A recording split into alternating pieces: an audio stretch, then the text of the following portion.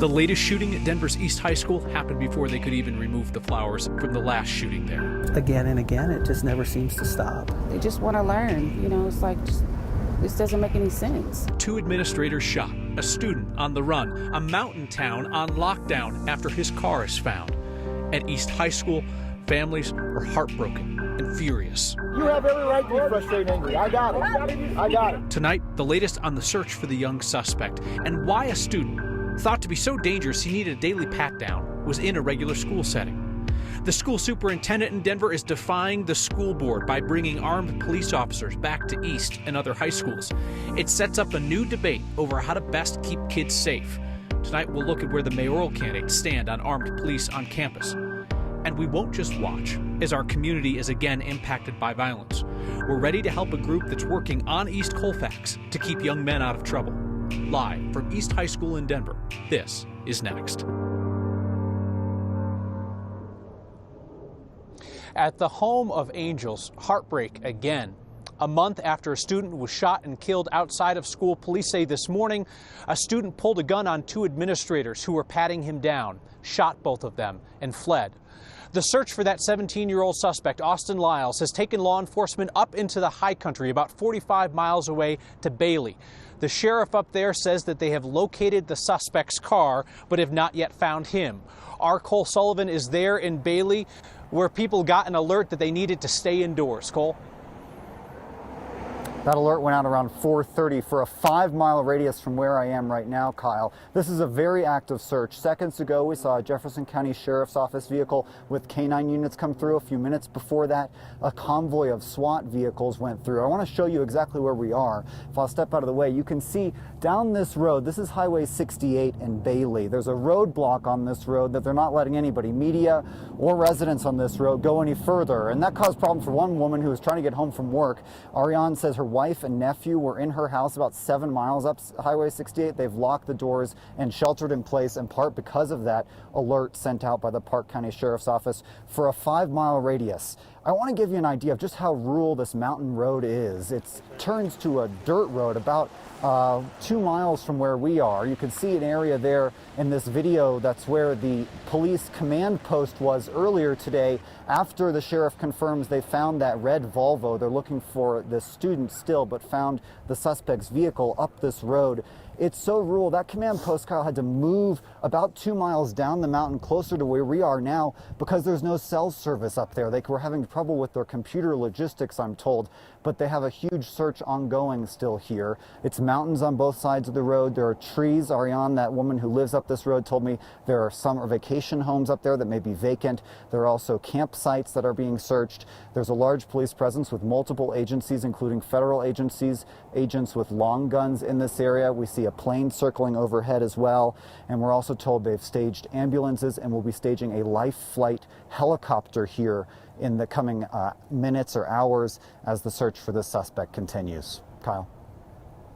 You just hope that this ends with no loss of life, no injury to anybody. And it was interesting this morning, Cole, that it was clear that law enforcement did not plan to identify this teenage suspect by name unless they had to. They knew who he was. They didn't initially tell the public. They said they were checking his house and some other places. Then after a couple hours went by and it was clear that he had broke contain, that's when they put out his name, his photo, and a vehicle description asking people to be on the lookout. And that's when we first started getting word, Kyle, from areas in the high country. The Park County School went on lockdown in that area because they said, the superintendent says they had a ping from the suspect's cell phone up here near Conifer. That's why they initiated the search in this area and found that vehicle. Cole Sullivan in Bailey Forest. Thank you, Cole. The school staff who were shot this morning were both administrators, and we can tell you within the last hour or so, one of them has been released from the hospital. Gerald Mason and Eric Sinclair were the East High deans who were shot this morning. Mason was treated and released from Denver Health. Sinclair is in serious condition. He underwent surgery earlier today for what was described as at the time as life-threatening injuries.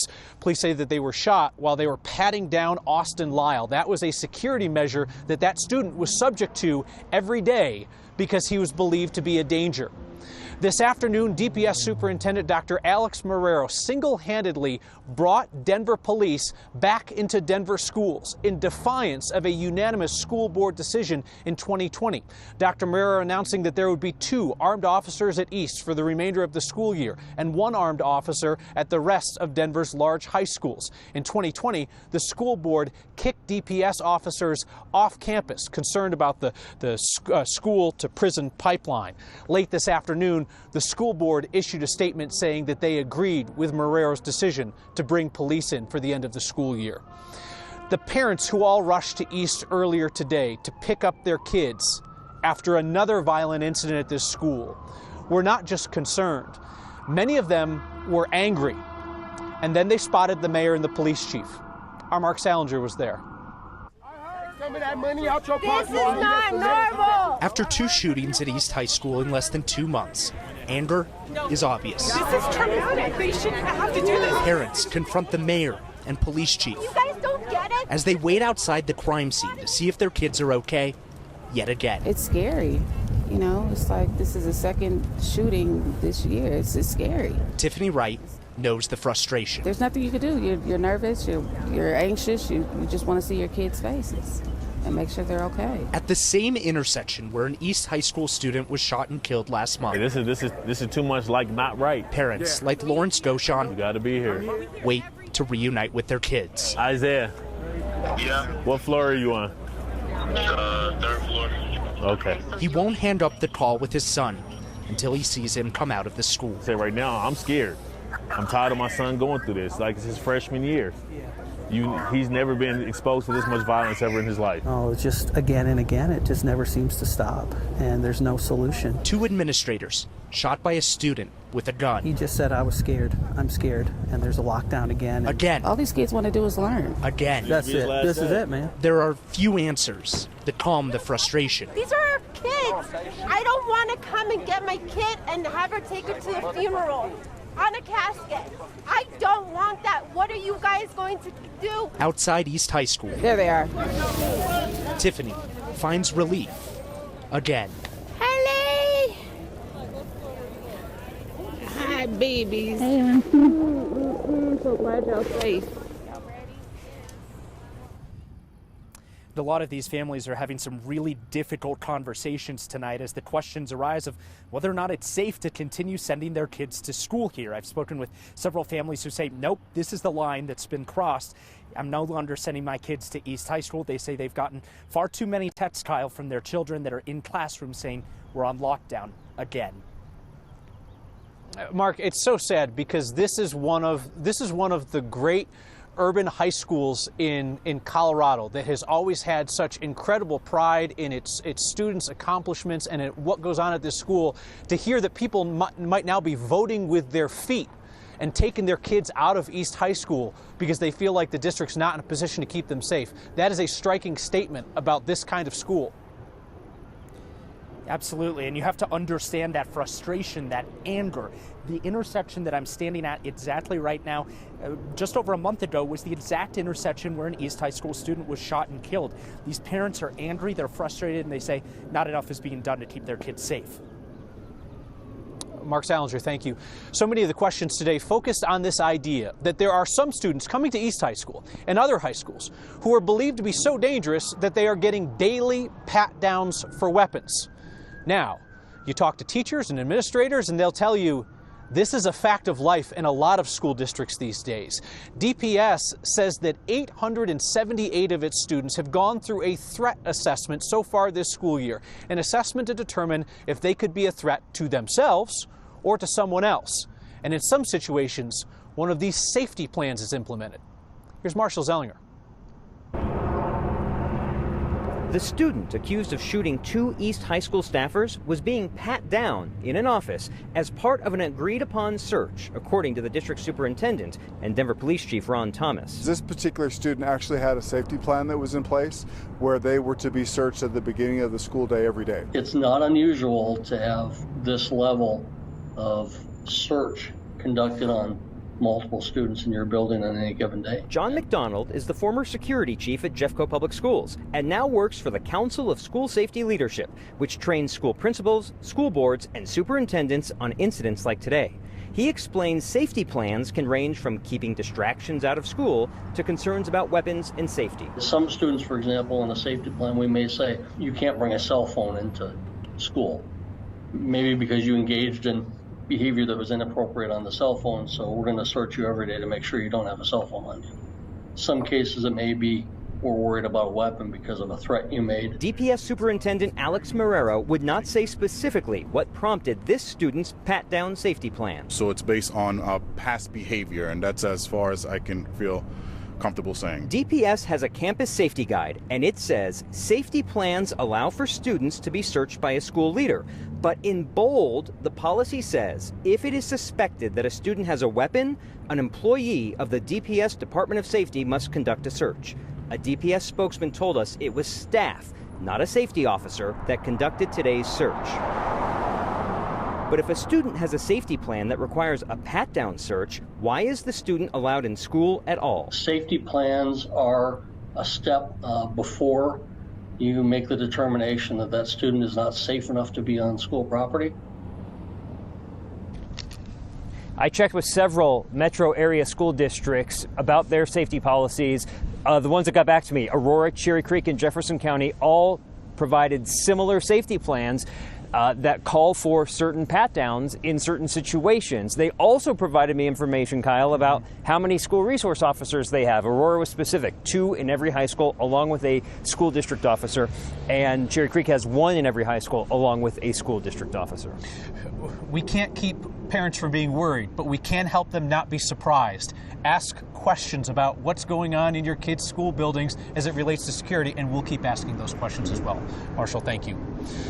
So down East Colfax from East High School, there is a group of community leaders who are literally working day and night to try and keep violence from reaching young people in our community. That is why we are returning to our recent Word of Thanks micro-giving campaign in support of Street Fraternity, a nonprofit in position to stem the tide of violence in our community.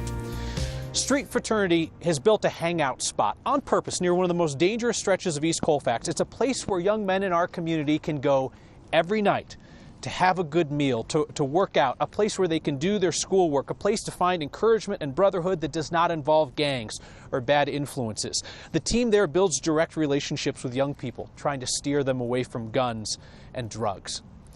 What Street Fraternity does is not magic, and it is not a solution to everything, but it is the hard work that can make a one-on-one difference in the lives of young men in our community.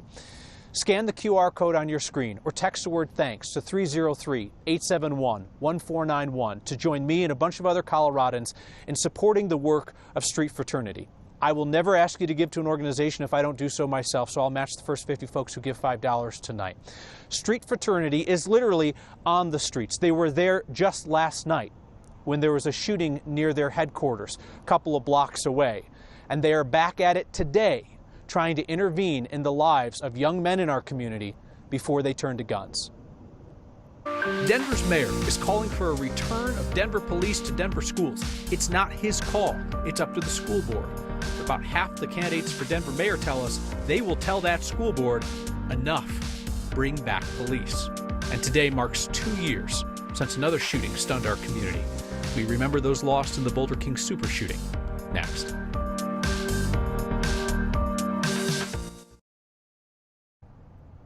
Back at East High School in Denver, where classes have been canceled for the rest of the week ahead of spring break after 2 administrators were shot this morning by a student who is believed to have fled to the high country. Law enforcement is closing in on him there. The DPS superintendent says that when classes resume here, there will be 2 armed Denver police officers on this campus and an armed DPD officer at every other large high school in the district. That goes against a school board decision in 2020 that governs security in DPS today. Motion passes. The Denver School Board voted unanimously in the summer of 2020 to remove 18 Denver police officers from its schools and to rely on the school district's own safety officers instead. The decision came amid social justice protests. It was based on data showing the vast majority of students ticketed and arrested had been Black and Latino students between the ages of 10 and 15. The district now has about 20 armed patrol officers who go campus to campus. They're not assigned to specific schools. Those officers are licensed security, not sworn police, so they must call Denver police to make an arrest. The city of Denver has given the DPS patrol officers authority to issue tickets for some minor offenses like drug possession, fighting, and vandalism. DPS also has unarmed campus safety officers who are assigned to specific school buildings. They carry pepper spray and handcuffs, which are only to be used as a last resort. Today, Denver Mayor Michael Hancock said that he supports the idea of armed Denver police officers being brought back to DPS campuses. Not his call. It belongs to the school board ultimately. But the mayor and the next mayor have a loud bully pulpit on the issue, which is why we've asked all of the candidates running where they stand on this. Want to show it to you now. The mayoral candidates who have expressed support for bringing DPD officers back into Denver schools are Kelly Brough, Al Gardner, Chris Hansen, Mike Johnston, Debbie Ortega, Trinidad Rodriguez, and Andy Rougeau. The mayoral candidates who have not expressed support for returning Denver police to DPS schools are Lisa Calderon, Leslie Herod, Aurelio Martinez, Terrence Roberts, Ian Tafoya, Jim Walsh,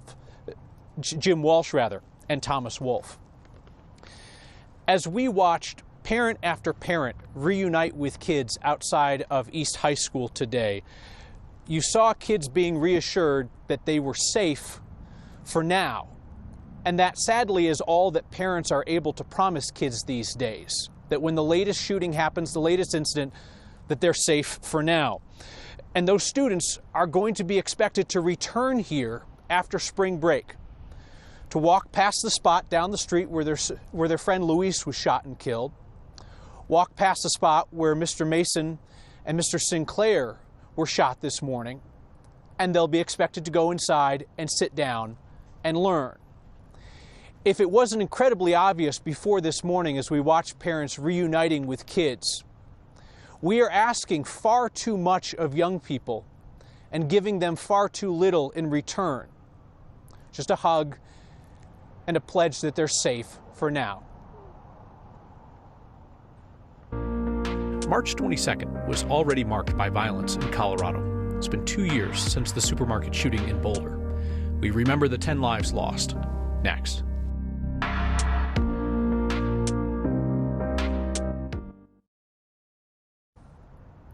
Two years ago today, a man walked up to the Table Mesa King Supers in Boulder and started shooting. Killed 10 people, including a Boulder police officer. For weeks after that, people in the community came by that place, a community gathering place, to pay their respects and to leave flowers and cards. It was an immensely moving spot. The store was eventually renovated, changed its look and feel, and it reopened with the support of the community. Leaders in Boulder are working on a permanent memorial. Tonight, the community is again gathering to remember those lost, a remembrance event underway at E-Town Hall on Spruce Street. We return with your feedback and how we are working together to combat youth violence. Next. There is no instant or easy solution to keep kids safe from gun violence, like all of the students here at East High School who have encountered it twice now in 2 months. But I do know who's doing the hard work to keep kids safe in our community. Just down East Colfax, the men of Street Frat are working with young men one-on-one, kids at risk of going into gangs or being prone to violence, either as the victim or the perpetrator. They get the one-on-one support they need to make a different choice in life. They're the recipient of this week's Word of Thanks microgiving campaign. Text the word thanks to 303-871-1491 to join me and others in giving. Got a note tonight from a woman named Mary. She is the grandmother of a student at East High School, and she said we need to change the conversation. There were not 2 victims today. There were 2,581 students, 130 teachers, and the administrators, all victims of violence today. Mary, well put. See you next time.